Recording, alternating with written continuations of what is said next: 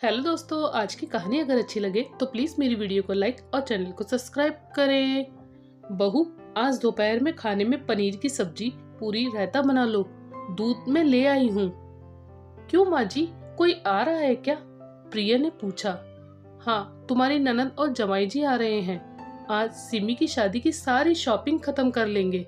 ममता को भी उसकी पसंद के कपड़े दिलवा दूंगी और बच्चों के कपड़े भी आज ही ले लेंगे। पूरा दिन शॉपिंग में लग जाएगा, इसलिए खाना खाते ही बाजार के लिए निकल जाएंगे। तो जल्दी जल्दी खाने की तैयारी कर लो, मैं तब तक थोड़ा आराम कर लेती हूँ और सामान की लिस्ट तुम्हारे पापा जी से पूछकर बना लेंगे, कहकर सुमित्रा जी अपने कमरे में चली गई। लेकिन मम्मी, आप पहले भी तो बता सकती थी कि दीदी आने वाली है। बेचारी भाभी इतना सारा काम कैसे करेंगी?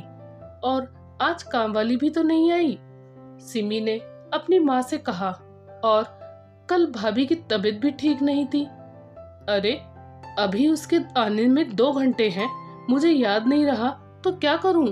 जल्दी जल्दी हाथ चलाकर बना लेगी, कुछ ज्यादा ही जुबान चलने लगी है तेरी, सुमित्रा जी ने अपनी बेटी सिमी को डांटते हुए कहा। सिमी भी अपनी माँ का मुंह देखती रह गई।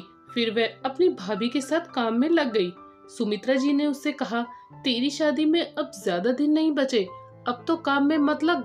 लेकिन सिमी ने अपनी माँ की बातों पर ध्यान नहीं दिया। सिमी की अपनी भाभी के साथ अच्छी बनती थी। 15 दिन बाद सुमित्रा जी की छोटी बेटी की शादी थी। अमन उनका एक लौता बेटा है, जिसकी शादी को 5 साल हो चुके थे। उसकी पत्नी प्रिया सीधी सादी सरल स्वभाव की लड़की थी।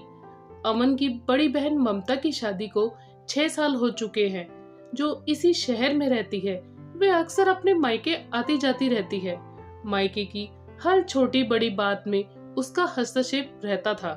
शादी की शॉपिंग भी वही करवा रही है, लेकिन उसकी भाभी को इस बारे में कुछ नहीं पता। ये आज की बात नहीं है, हमेशा से प्रिया के साथ ऐसा ही होता है। उसे लगता है जैसे वह घर में कोई काम करने वाली की हैसियत से ही रह रही है। घर के सारे जरूरी काम उसकी सलाह के बिना ही होते थे। वह इस बारे में अपने पति से कहती है तो उसका केवल यही जवाब होता है कि तुम्हें कौन मना करता है सलाह देने से, तुम भी तो परिवार की हो, तुम खुद आ जाया करो। लेकिन वह जानती थी उसकी ससुराल में कितनी अहमियत है। लेकिन आज उसे मन ही मन घुटन हो रही थी। 2 दिन से उसकी तबीयत खराब थी। आखिर वह भी इंसान है, उसे सिर्फ काम के लिए पूछा जाता था। घर के जरूरी निर्णय तो सारे घर वाले ही लेते हैं। क्या वह नौकरानी है? वह भी घर के सदस्य है। खाना बनाने के बाद सब लोग बाजार जाने लगे तो सिमी ने भी भाभी को साथ लाने के लिए कहा कि वह भी अपनी पसंद की साड़ी ले लेगी। इस पर सुमित्रा जी बोली, मैं खुद ले लूंगी, उसकी पसंद अच्छी नहीं है। और फिर शाम के खाने की तैयारी भी तो करनी है। इतना कहकर वे लोग चले गए। प्रिया का शरीर बुखार से तप रहा था। वे तो आज अमन जल्दी ऑफिस से घर आ गया। उसने प्रिया के माथे पर ठंडे पानी की पट्टियां रखी। आज अमन को अपनी पत्नी की हालत पर तरस आ रहा था। फिर उसने सारा खाना बाहर से ऑर्डर करके डाइनिंग टेबल पर लगा दिया। सुमित्रा जी को जब पता चला कि बहू की तबीयत खराब है तो काम का बहाना बताकर ताने देने लगी। सिमी ने जब अपनी माँ को ऐसा करने पर बुरा भला कहा तो सुमित्रा जी कहने लगी, मैं तो मजाक कर रही थी।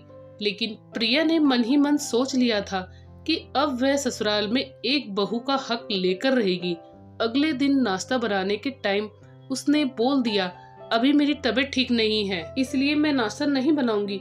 जब 2 दिन तक उसने कोई काम नहीं किया तो सुमित्रा जी बोली, ये क्या तमाशा लगा रखा है तुमने?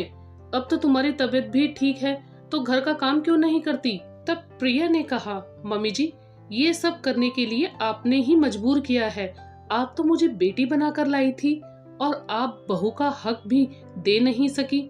लेकिन अब मैं चुप नहीं रहूंगी। बहू कोई काम करने की वाली नौकरानी नहीं है, उसके भी अधिकार होते हैं जो आपने मुझे कभी नहीं दिए। मैंने तो इस घर को सदा ही अपना घर माना था, लेकिन आपने मुझे इस घर का सदस्य नहीं माना। यहाँ तक कि मैं अपने मनपसंद के कपड़े भी नहीं खरीद सकती। भाभी बिल्कुल सही कह रही है, उनका भी इस घर में हक है जितना आपका है। माँ, सिमी ने जोर देकर कहा, अपनी इज्जत अपने हाथ होती है। जैसा व्यवहार हम दूसरों के साथ करते हैं वैसे ही हमें भी वापस मिलता है। आज अमन भी अपनी पत्नी की तरफ ही खड़ा था। अब सुमित्रा जी को समझ में आ गया था कि अगर वह बहू को उसका हक नहीं देगी तो उसका बेटा भी उसके खिलाफ हो जाएगा, जो वह हरगिज नहीं चाहती थी। इसलिए उन्होंने अपनी गलती मानने में ही भलाई समझी और प्रिया को उसका हक लौटाते हुए कहा, बहू अब इस घर की सारी जिम्मेदारी तुम्हारी है, अब तुम अपने हिसाब से सब कुछ करना। इतना कहकर सुमित्रा जी घर का हक प्रिया को सौंप देती है। दोस्तों, आपकी इस कहानी में क्या राय है, हमें कमेंट करके जरूर बताएं।